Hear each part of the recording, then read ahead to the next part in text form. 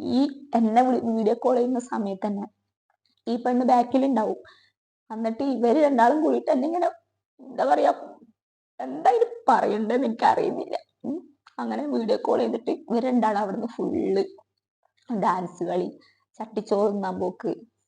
ഞാൻ ഇവിടെ ഈ മക്കളെയും കൊണ്ട് അങ്ങനെ ഞാൻ ആ സമയത്ത് പ്രഗ്നൻസി ടൈമിൽ ഞാൻ നിങ്ങളോട് ഓൾറെഡി ഞാൻ ഹായ് ഫ്രണ്ട്സ്, എല്ലാവർക്കും പുതിയൊരു വീഡിയോയിലോട്ട് സ്വാഗതം. 2 ദിവസം മുമ്പാണ് തസ്നിയ അമീർ എന്ന് പറഞ്ഞൊരു പെൺകുട്ടിയുടെ വീഡിയോ കാണാനിടയായത് കേട്ടോ. അത് കൈസും വീഡിയോ ചെയ്തിട്ടുണ്ടായിരുന്നു. അപ്പോൾ ആ ഒരു വീഡിയോ കണ്ടപ്പോൾ എന്തോ എനിക്ക് ഞാനൊരു പെണ്ണെന്നുള്ളൊരു നിലയ്ക്ക് ഈ ഒരു വീഡിയോ ചെയ്യണമെന്ന് തോന്നി. ഏതൊരു പെൺകുട്ടികളും അറിഞ്ഞിരിക്കേണ്ട കുറച്ച് കാര്യങ്ങളാണെന്ന് തോന്നി. അതാണ് ഞാൻ ഈ ഒരു വീഡിയോ ആയിട്ട് വരാൻ കാരണം. എന്താണെന്ന് ചോദിച്ചാൽ തസ്നിയ അമീർ എന്നൊരു പെൺകുട്ടി, പെൺകുട്ടിയുടെ ഉപ്പ ഇവൾക്ക് ഒരു വയസ്സുള്ളപ്പോൾ ഇവരെ ഉപേക്ഷിച്ച് പോയതാണ്. ഈ പെൺകുട്ടി ഉപേക്ഷിച്ച് പോയതാണ്. അങ്ങനെ പ്രാരാബ്ദങ്ങൾക്കൊടുവിൽ ഒരു പ്രവാസിയാകേണ്ടി വരുന്നു. പ്രവാസി ആകേണ്ടി വരുന്നു. ഇപ്പോൾ അറിയാലോ, നമുക്കൊരു ആരെങ്കിലും ഒരു ജോലി വാഗ്ദാനം ചെയ്ത് നമ്മളൊരു ബുദ്ധിമുട്ടിലിരിക്കുന്ന സമയത്ത് ആരെങ്കിലും ഒരു ജോലി വാഗ്ദാനം ചെയ്ത് കഴിഞ്ഞാൽ നമ്മൾ മുന്നും പിന്നും നോക്കാതെ നമ്മൾ ആ ജോലിയിലോട്ട് പോകില്ലേ.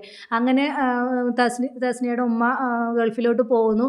പക്ഷേ പറഞ്ഞ ജോലി ആയിരുന്നില്ല. അവിടെ ഗദ്ദാമി ആയിട്ടായിരുന്നു ജോലി ഉണ്ടായിരുന്നത്. അവിടുത്തെ അറബിയാണെങ്കിൽ ഈ ഉമ്മയെ ഒരുപാട് ഉപദ്രവിക്കും ദ്രോഹിക്കുകയും ഒക്കെ ചെയ്യണം. ഒരുപാട് കഷ്ടപ്പെടുത്തുകയാണ്. ഒരുപാട് കഷ്ടപ്പാടിനൊടുവിൽ ഒരു അമേരിക്കക്കാരനെ പരിചയപ്പെടുകയാണ്. ആ അമേരിക്കക്കാരൻ പിന്നെ അദ്ദേഹം അവരുടെ ലൈഫിനൊരു വഴിത്തിരിവ് എന്ന് തന്നെ പറയാം. ഉമ്മയെ അവിടെ നിന്നും രക്ഷപ്പെടുത്തും. പിന്നെ അമേരിക്കയിൽ ഇവർ പോവുകയും ചെയ്യാണ്. ഉപ്പ ഒരുപാട് ഹെൽപ്പൊക്കെ ചെയ്തു. അതിൽ 2 കുഞ്ഞുങ്ങളും ഉണ്ടെന്നാണ് അറിയാൻ കഴിഞ്ഞത്. അപ്പോൾ അത്രത്തോളം സ്ട്രഗിൾ ചെയ്തിട്ടാണ് ഇവരുടെ ഉമ്മ മുന്നോട്ട് പോയിക്കൊണ്ടിരുന്നിട്ടുണ്ടായിരുന്നത്. അപ്പോൾ എന്താ പറയുക, തസ്കിയും അമേരിക്കയിലോട്ട് കൊണ്ടുപോകാനുള്ള പേപ്പർ വർക്കുകളൊക്കെ നടന്നുകൊണ്ടിരിക്കുകയായിരുന്നു. അബദ്ധവശാൽ അത് അങ്ങനെ ശരിയായിട്ടുണ്ടായിരുന്നില്ല. അതിൻ്റെ വർക്കുകളൊക്കെ നടന്നുകൊണ്ടിരിക്കുകയായിരുന്നു. എന്തൊക്കെയോ പ്രശ്നങ്ങളുള്ളത് കൊണ്ട് അത് നടക്കാൻ ഒരുപാട് ലേറ്റായി. അതിനിടയ്ക്കാണ് തസ്കിയ ഒരാളുമായിട്ട് പ്രണയത്തിലാവുന്നതും പിന്നെ വീട്ടുകാരോട് അതെല്ലാം പറയുന്നതും അവരത് പിന്നെ മോളുടെ ഇഷ്ടമല്ലേ എന്ന് പറഞ്ഞ് അതിന് അവർ സമ്മതം മൂളുന്നതും. തസ്നിയ കൂടുതലായിട്ടും എന്താ പറയുക, അമേരിക്കയ്ക്ക് പോകാൻ വേണ്ടിയിട്ടാണ് മുൻഗണന കൊടുത്തിട്ടുണ്ടായിരുന്നത്. ആ പേപ്പർ വർക്കുകളും കാര്യങ്ങളൊക്കെ നടന്നുകൊണ്ടിരിക്കുമായിരുന്നല്ലോ. പക്ഷേ പ്രണയം എന്ന് പറയുന്നത് ഏതൊരു ഇതിനെയും മായാലോകത്തെത്തിക്കുന്ന ഒന്നാണല്ലോ പ്രണയം. ആ പ്രണയം നമ്മുടെ തലയിലേക്ക് പിടിച്ചു കഴിഞ്ഞാൽ നമുക്ക് ചുറ്റുമുള്ളതൊന്നും കാണില്ല. ഇങ്ങനെ തന്നെ പറയണം, ചുറ്റുമുള്ളതൊന്നും കാണില്ല, നമുക്ക് വേറെ ഒന്നിനെക്കുറിച്ചും ചിന്തിക്കാൻ കഴിയില്ല, ഏതാണെന്നൊന്നും പറയില്ല. ഈ പുള്ളിക്കാരനാണെങ്കിൽ ഇവളെന്താണോ പറയുന്നത് ഓൺ ദ സ്പോട്ട് വാങ്ങിച്ചു കൊടുക്കുക. സ്വാഭാവികമായിട്ടും ഉപ്പാന് സ്നേഹം കിട്ടാത്തത് കൊണ്ട് അതിലോട്ട് നമ്മൾ അഡിക്റ്റ് ആയിപ്പോയി. നമ്മളെ സ്നേഹിക്കാനും നമ്മളെ കെയർ ചെയ്യാനും ഒരാൾ ഉണ്ടാവുക എന്ന് പറയുമ്പോൾ നമ്മൾ അതിലോട്ട് അറിയാതെ വീണു പോകും. അങ്ങനെയാണ് തസ്നിയയ്ക്ക് സംഭവിച്ചത്. അമേരിക്കയ്ക്ക് പോവാൻ താല്പര്യം ഉണ്ടെങ്കിലും അതിൻ്റെ ആ ഒരു ഇതിനേക്കാളും ഇമ്പോർട്ടൻസ് പിന്നെ പ്രണയത്തിലകപ്പെട്ടു, അതിലോട്ടായി. പിന്നെ അങ്ങനെയാണ് പുള്ളിക്കാരൻ്റെ ജീവിതം തന്നെ ഇല്ലാതാവുന്ന ഒരു അവസ്ഥ വരുന്നത്. എന്തായാലും പുള്ളിക്കാരി പറയുന്ന കുറച്ച് കാര്യങ്ങൾ നമുക്കൊന്ന് കണ്ടിട്ട് വരാം. ഒന്ന് കണ്ടു നോക്കൂ. വേറൊരു പെണ്ണും ഇവനും തമ്മിലുള്ള കുറേ സ്വകാര്യ നിമിഷങ്ങൾ, അതേപോലെ തന്നെ ഇവർ എൻജോയ് ചെയ്ത നിമിഷങ്ങൾ, അങ്ങനെയുള്ള കുറേ ഫോട്ടോസ് ആയിരുന്നു കണ്ടിട്ടുണ്ടായിരുന്നത്.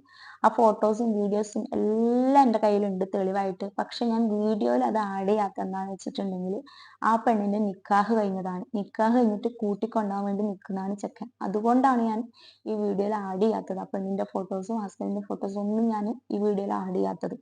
എന്റെ ജീവിതവും പോയി, ഇനി വേറൊരാളെ ജീവിതം കൂടി നശിപ്പിക്കണ്ടല്ലോ എന്ന് വിചാരിച്ചിട്ടാണ് ഞാൻ അതൊന്നും ചെയ്യാത്തത്. ഇവരെ രണ്ടാളെ ഫോട്ടോസിൽ ഈ പെണ്ണിന്റെ ഇവന്റെ ഫോട്ടോസ് ഞാൻ എങ്ങനെ കണ്ടിട്ടുണ്ടായിരുന്നെന്ന് വെച്ചിട്ടുണ്ടെങ്കിൽ ഐഫോണിൽ ഒരു സെക്ഷൻ ഉണ്ട്, ഇങ്ങനെ മുകളിലേക്ക് ഇതാക്കിയിട്ട് നമ്മളെ ഫേസിന്റെ ഒരു സെക്ഷൻ ഉണ്ട്. ആ സമയത്ത് ഞാൻ ഇങ്ങനെ നോക്കുമ്പോൾ ഇവർ രണ്ടാളും കൂടിയിട്ട് ഇങ്ങനെ ഒന്നിച്ച്, ഞങ്ങൾ രണ്ടാളും, എന്റെ ഹസ്ബൻഡിന്റെ ഫോട്ടോ ഓട്ടോമാറ്റിക്കായിട്ട് ഇങ്ങനെ വരുമല്ലോ, ഫേസ് ഇങ്ങനെ അടുത്ത് വരുമല്ലോ. അതേപോലെ വേറൊരു പെണ്ണിന്റെ ഇവന്റെ ഫോട്ടോസ് ഇങ്ങനെ അടുത്തടുത്ത് നിൽക്കുന്നു. ആ ടൈമിൽ ഞാൻ ഇങ്ങനെ ജസ്റ്റ് ക്ലിക്ക് ചെയ്ത് നോക്കുമ്പോൾ മൊത്തത്തിൽ എന്താ എന്താ പറയാ, ഫുള്ളായിട്ട് ഇവരെ പേഴ്സണൽ ആയിട്ടുള്ള വീഡിയോസും അതും ഇതും. അല്ലോ, എനിക്ക് ചിന്തിക്കാൻ വരെ എനിക്കാവും. എൻ്റെ വീട്ടിൽ നിന്ന് ഇവർ ഈ ഫോട്ടോസും വീഡിയോസും ഒക്കെ കണ്ട സമയത്ത് സത്യം പറഞ്ഞിട്ടുണ്ടെങ്കിൽ മൊത്തത്തിൽ ഞാൻ സ്റ്റെക്കായി പോയിട്ടുണ്ടായിരുന്നു. ആ ടൈമിൽ സത്യമായിട്ട് സ്റ്റെക്കായി പോകും. കാരണം നമ്മളെ ഭർത്താവിന് വേറൊരു ഇതുണ്ട് എന്ന് പറയുമ്പോൾ എങ്ങനെ നമ്മൾ സ്റ്റെക്കായി പോകും.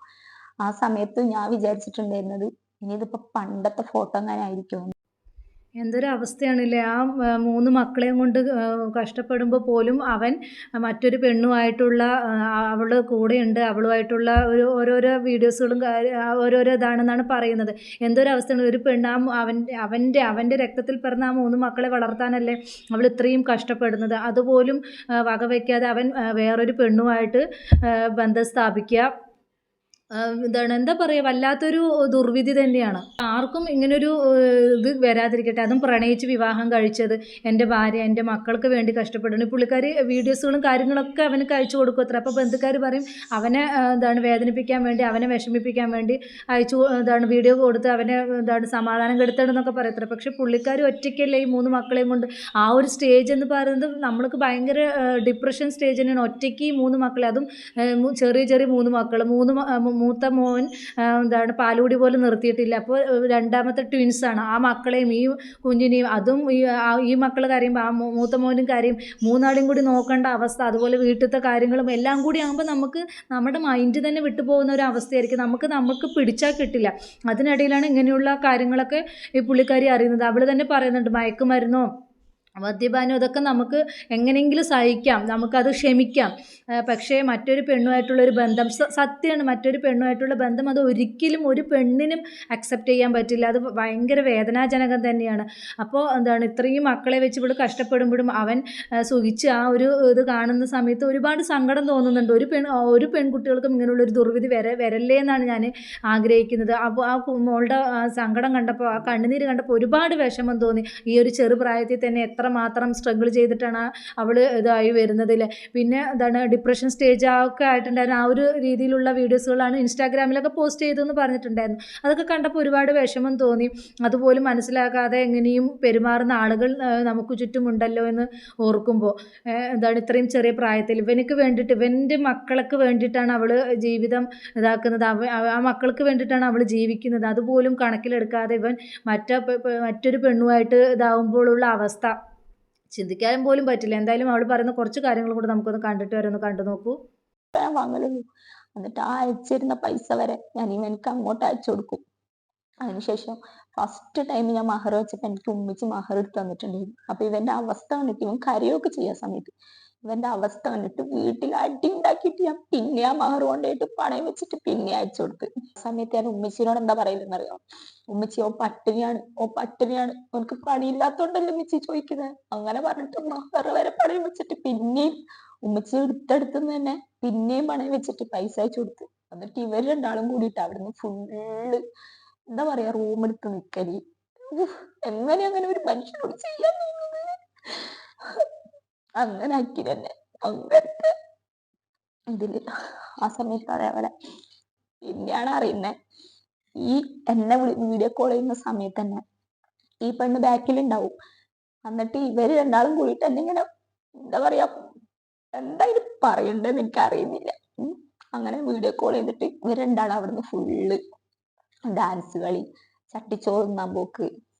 ഞാൻ ഇവിടെ ഈ മക്കളെയും കൊണ്ട് അങ്ങനെ ഞാൻ ആ സമയത്ത് പ്രഗ്നൻസി ടൈമിൽ ഞാൻ നിങ്ങളോട് ഓൾറെഡി ഞാൻ പറഞ്ഞു, പാർട്ട് 8 ഞാൻ പറഞ്ഞു അങ്ങനെയായിരുന്നു. പ്രസവം കഴിഞ്ഞാലെങ്കിലും ഇങ്ങനെ ഉണ്ടാവും ഞാൻ വിചാരിച്ചിട്ടില്ല. ഇപ്പൊ ഞാൻ പറയാലോ, നമ്മളെ ഹസ്ബൻഡ് ചിലപ്പോ ഡ്രഗ് യൂസ് ചെയ്യുന്നുണ്ടെങ്കിൽ നമുക്കത് ക്ഷമിക്കാം. എന്താണെങ്കിലും ലഹരിയായിട്ടും എന്താണെങ്കിലും വേറെ എന്താണെങ്കിലും നമുക്ക് ക്ഷമിക്കാം. പക്ഷെ നമ്മളൊരു വാല്യൂ ഇല്ലാണ്ട് ഒരു ഒരു അവിഹിതം തന്നെ പറയാല്ലേ, അവിഹിതത്തിനും കൂടെ പോകുന്ന സമയത്ത് എനിക്കത് ഇങ്ങനെ സഹിക്കാനായില്ല. ഇങ്ങനെയെന്ന് പറഞ്ഞാൽ എങ്ങനെ സഹിക്കാനായില്ല. ആ സമയത്ത് എന്റെ വീട്ടിൽ നിന്ന് ഞാൻ കണ്ടിട്ടുണ്ടായിരുന്നു, അവന്റെ ഉമ്മ ഉണ്ടായിരുന്നു ഇവിടെ. അങ്ങനെ ഞാൻ താഴോട്ട് ഇറങ്ങി പോയ സമയത്ത് കരയുമ്പോ എന്റെ കണ്ണിന്റെ ഇവിടെ റെഡ്. ശരിയാണ്. ഇങ്ങനെയൊരു ഇത് കണ്ടു കഴിഞ്ഞാൽ പിന്നെ അതിൽ കടിച്ചു തൂങ്ങി നിന്നിട്ട് കാര്യമില്ല. അവരെ വിശ്വസിച്ചിട്ടാണ് നമ്മൾ വരുന്നത്. അപ്പം അവർ വിശ്വാസവഞ്ചന കാണിക്കാന്ന് ഇതാവുമ്പോൾ നമുക്കതൊരിക്കലും അക്സെപ്റ്റ് ചെയ്യാൻ പറ്റില്ല. അങ്ങനെയുള്ള ബന്ധം വേണ്ടാന്ന് വെക്കുന്നത് തന്നെയാണ് നല്ലത്. അല്ലാതെ കടിച്ചു തൂങ്ങി നിന്നത് കൊണ്ട് യാതൊരു കാര്യമില്ല എന്നാണ് എനിക്കൊരു ഇതിൽ പറയാനുള്ളത്. ഞാൻ എന്തായാലും ഈ പെൺകുട്ടിൻ്റെ അഭിപ്രായത്തിൽ തന്നെ യോജിക്കുകയാണ്. എന്താ ചോദിച്ചാൽ ആർക്കും സഹിക്കാൻ പറ്റാത്ത ഒന്നാണ് മറ്റൊരു ആളുമായിട്ടുള്ളൊരു ഇത് ഇത്രയും മാത്രം കഷ്ടപ്പെടുമ്പോഴും ആ പെൺകുട്ടി പറയുന്നുണ്ട് എന്താണ് പൈസ വരെ ഞാൻ അങ്ങോട്ട് അയച്ചു കൊടുക്കുമായിരുന്നു, ഉമ്മ അയച്ചു തരുന്ന പൈസയും അതുപോലെ എന്താ പറയുക താലിമാല വിറ്റിട്ടാണെങ്കിലും എല്ലാ പൈസയും അയച്ചു കൊടുക്കുമായിരുന്നു. അവനക്ക് അവിടെ പട്ടിണിയാണ്, അങ്ങനെയാണ് ഇങ്ങനെയാണെന്നൊക്കെ പറയത്ര. ആ പൈസയൊക്കെ പുള്ളിക്കാരിയാണ് അയച്ചു കൊടുക്കുന്നതെന്നൊക്കെ പറയുന്നുണ്ട്. വല്ലാത്ത വിഷമം തോന്നുന്നുണ്ട്. ഇങ്ങനെയുള്ള ഒരു വാർത്ത കേൾക്കേണ്ടി വന്നപ്പോൾ ഒരു പെൺകുട്ടികൾക്കും ഇങ്ങനെ സംഭവിക്കാതിരിക്കട്ടെ എന്നാണ് എനിക്കൊരു ഈ അവസരത്തിൽ പറയാനുള്ളത്. എന്തായാലും ആ പെൺകുട്ടി കുറച്ച് കാര്യങ്ങളും കൂടെ പറയുന്നുണ്ട്, നമുക്ക് അതും കൂടെ കേട്ടിട്ട് വരുന്നത് കേട്ട് നോക്കൂ. ശരിയാണ്. ഇങ്ങനെയൊരു ഇത് കണ്ടു കഴിഞ്ഞാൽ പിന്നെ അതിൽ കടിച്ചു തൂങ്ങി നിന്നിട്ട് കാര്യമില്ല. അവരെ വിശ്വസിച്ചിട്ടാണ് നമ്മൾ വരുന്നത്. അപ്പം അവർ വിശ്വാസവഞ്ചന കാണിക്കാന്ന് ഇതാവുമ്പോൾ നമുക്കതൊരിക്കലും അക്സെപ്റ്റ് ചെയ്യാൻ പറ്റില്ല. അങ്ങനെയുള്ള ബന്ധം വേണ്ടാന്ന് വെക്കുന്നത് തന്നെയാണ് നല്ലത്. അല്ലാതെ കടിച്ചു തൂങ്ങി നിന്നത് കൊണ്ട് യാതൊരു കാര്യമില്ല എന്നാണ് എനിക്കൊരു ഇതിൽ പറയാനുള്ളത്. ഞാൻ എന്തായാലും ഈ പെൺകുട്ടിൻ്റെ അഭിപ്രായത്തിൽ തന്നെ യോജിക്കുകയാണ്. എന്താ ചോദിച്ചാൽ ആർക്കും സഹിക്കാൻ പറ്റാത്ത ഒന്നാണ് മറ്റൊരു ആളുമായിട്ടുള്ളൊരു ഇത് ഇത്രയും മാത്രം കഷ്ടപ്പെടുമ്പോഴും ആ പെൺകുട്ടി പറയുന്നുണ്ട് പൈസ വരെ ഞാൻ അങ്ങോട്ട് അയച്ചു കൊടുക്കുമായിരുന്നു, ഉമ്മ അയച്ചു തരുന്ന പൈസയും അതുപോലെ എന്താ പറയുക താലിമാല വിറ്റിട്ടാണെങ്കിലും എല്ലാ പൈസയും അയച്ചു കൊടുക്കുമായിരുന്നു. അവനക്ക് അവിടെ പട്ടിണിയാണ്, അങ്ങനെയാണ് ഇങ്ങനെയാണെന്നൊക്കെ പറയത്ര. ആ പൈസയൊക്കെ പുള്ളിക്കാരിയാണ് അയച്ചു കൊടുക്കുന്നതെന്നൊക്കെ പറയുന്നുണ്ട്. വല്ലാത്ത വിഷമം തോന്നുന്നുണ്ട്. ഇങ്ങനെയുള്ള ഒരു വാർത്ത കേൾക്കേണ്ടി വന്നപ്പോൾ ഒരു പെൺകുട്ടികൾക്കും ഇങ്ങനെ സംഭവിക്കാതിരിക്കട്ടെ എന്നാണ് എനിക്കൊരു ഈ അവസരത്തിൽ പറയാനുള്ളത്. എന്തായാലും ആ പെൺകുട്ടി കുറച്ച് കാര്യങ്ങളും കൂടെ പറയുന്നുണ്ട്, നമുക്ക് അതും കൂടെ കേട്ടിട്ട് വരുന്നത് കേട്ട് നോക്കൂ. കളറാവും. ആ ടൈമിൽ ഞാൻ താഴോട്ട് ഇറങ്ങി പോയ സമയത്ത് ഇവന്റെ ഉമ്മ എന്നോട് ചോദിച്ചു, എന്താ മോക്ക് എന്തെങ്കിലും പ്രശ്നമുണ്ടോ, എന്താ ഭയങ്കരമായിട്ട് മുഖമൊക്കെ എന്തോ പോലെ ഇരിക്കുന്നതെന്ന് ചോദിച്ചു. ഞാൻ പറഞ്ഞു ഒന്നുമില്ലാന്ന് പറഞ്ഞു. ഫസ്റ്റ് ഞാൻ വിചാരിച്ച് പറയണ്ടാന്ന് പറഞ്ഞു, വിചാരിച്ചേ.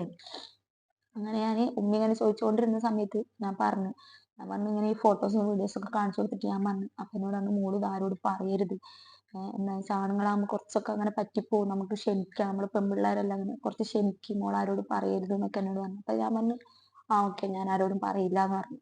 അങ്ങനെ പിറ്റേ ദിവസം ഇവരെന്നോട് പറഞ്ഞു ഉമ്മാനെ കണ്ണൂരേക്ക് കൊണ്ടാക്കിയിട്ട് ഞാൻ ഉച്ചയാകുമ്പോഴത്തേക്കും വരാന്ന് പറഞ്ഞു. അപ്പൊ ഞാൻ പറഞ്ഞു ഓക്കെ എന്നാ നീ കൊണ്ടാക്കിയിട്ട് വാന്നും പറഞ്ഞു.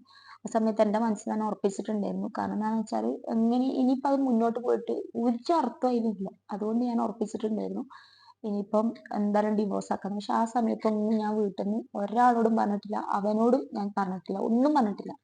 ആ ഒരു ഫോട്ടോ കണ്ട ഭാവോ ഒന്നും ഞാൻ ഇവന്റെ ഉമ്മയും കൂടിയിട്ട് അങ്ങനെ പോയി. ആ സമയത്ത് ഞാൻ എൻ്റെ വീട്ടിൽ ഞാൻ ഫോട്ടോസും വീഡിയോസും എല്ലാ കാര്യങ്ങളും കാണിച്ചു കൊടുത്തിട്ട് ഞാൻ പറഞ്ഞു ഇനി എന്തായാലും എനിക്ക് വേണ്ട, ഉറപ്പിച്ച് ഇനി അതിൽ ആരും വർത്താനൊന്നും പറയണ്ട, ഇനി എന്തായാലും വേണ്ടാന്നാണ്. ആ സമയത്ത് എൻ്റെ വെല്ലുമിച്ച് പറഞ്ഞ അമ്മ ഇപ്പോഴും കൂടിയാണ്, അതുകൊണ്ട് നമുക്കൊന്നും പറയാൻ പറ്റില്ല. ആ ടൈമിനൊന്നും പറയാൻ പറ്റാത്തൊരവസ്ഥയായിരുന്നു. ഹോസ്പിറ്റലിൽ ആ സമയത്ത് ഞാൻ വെല്ലുമിച്ച് അക്കൂക്ക പിന്നെ മക്കൾ മാത്രമേ ഉള്ളൂ. ഞാനാണെങ്കിൽ ICUവിൻ്റെ ഉള്ളിലാണ്. ആ ടൈമിന് വേറെ ആണുങ്ങളൊന്നും ഞങ്ങളുടെ കൂടെ ഇല്ല. ആ ടൈമിൽ എൻ്റെ ടെൻഷൻ എന്ന് പറഞ്ഞിട്ടുണ്ടെങ്കിൽ ഹസ്ബൻഡ് വന്നിട്ടുണ്ടെങ്കിൽ ഇനി അഥവാ എമിറിന് എടുത്തുകൊണ്ട് പോവോ, ഇനി എന്നിട്ട് കളിപ്പിക്കും, ഇനി അതിൻ്റെ പുറകെ കേസും ഗുലുമാലൊക്കെ ആയിട്ട് നടക്കേണ്ടി വരില്ല. എന്തായാലും നമുക്ക് അവർക്കൊന്നും അത് നോക്ക് ലാസ്റ്റ് അവൻ കുഞ്ഞുങ്ങൾക്ക് വയ്യാതിരുന്നപ്പോൾ വന്നു എന്നൊക്കെ പറയുന്നുണ്ട്. അപ്പം ആ ഒരു സിറ്റുവേഷനൊക്കെ ഒന്ന് ആലോചിച്ച് നോക്കൂ. ഭയങ്കര വിഷമം തോന്നുന്നുണ്ട്. എനിക്ക് എല്ലാ പെൺകുട്ടികളോടും പറയാനുള്ളത് നമ്മൾ ആദ്യം ഒരു ജോലി, അത് കഴിഞ്ഞ് നമ്മളൊരു ഇതിൽ എത്തിക്കഴിഞ്ഞിട്ട് മാത്രം നമ്മളൊരു വിവാഹത്തെക്കുറിച്ച് ചിന്തിക്കുക. ഞാൻ നേരത്തെയും വീഡിയോകൾ ചെയ്തിട്ടുണ്ടായിരുന്നു പെൺകുട്ടികളുടെ ഇതിനെ കുറിച്ചിട്ട്, ചതിക്കുഴിയിൽ വീഴുന്നതിനെ കുറിച്ചിട്ട്. അപ്പോൾ നമ്മൾ ആദ്യം ഒരു പെൺകുട്ടി ഈ വന്ന കാലത്ത് ഒരു പെൺകുട്ടി ആദ്യം നേടിയെടുക്കേണ്ടത് ഒരു ജോലിയാണ്. അതിനുശേഷം മാത്രം ഒരു വിവാഹത്തിനെ കുറിച്ച് ചിന്തിക്കുക. ഇപ്പോൾ ഈ പെൺകുട്ടി ഉമ്മാൻ്റെ ആ ഒരു ഇത് കേട്ട് അമേരിക്കയിൽ പോയതാണെങ്കിൽ അവിടുത്തെ എന്തെങ്കിലും ഒരു ജോലിയായി, അവിടുത്തെ സിറ്റിസണായി, അവിടെ എന്തെങ്കിലും ഒരു ഇതായിട്ട് അതുമായിട്ട് മുന്നോട്ട് പോയതിന് പുള്ളിക്കാരിക്ക് ഈ വന്ന പ്രശ്നങ്ങളൊന്നും ഉണ്ടായിരുന്നില്ല. ഇപ്പം എന്തായി, ആ ചെറുപ്രായത്തിൽ വിവാഹം കഴിക്കേണ്ടി വന്നു, അതിൽ 3 മക്കളായി.